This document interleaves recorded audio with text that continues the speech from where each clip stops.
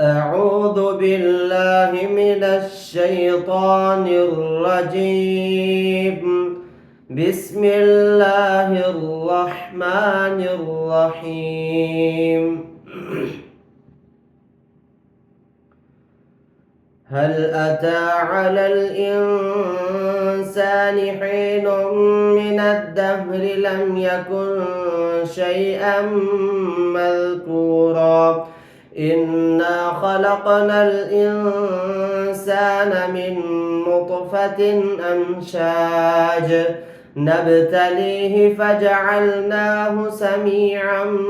بصيرا إنا هديناه السبيل إما شاكرا وإما كفورا إنا أعتدنا للكافرين سلاسل وأغلالا وسعيرا إن الأبرار يشربون من كأس كان مزاجها كافورا عينا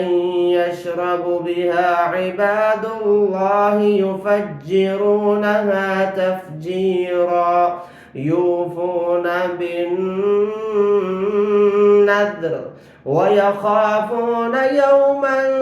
كان شره مستطيرا ويطعمون الطعام على حبه مسكينا ويتيما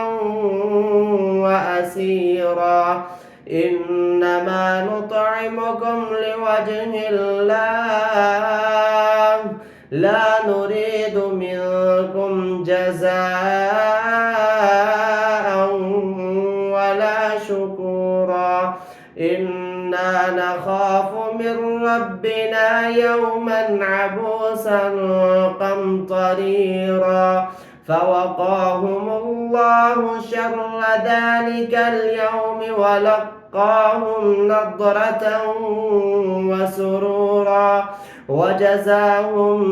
بما صبروا جنة وحريرا.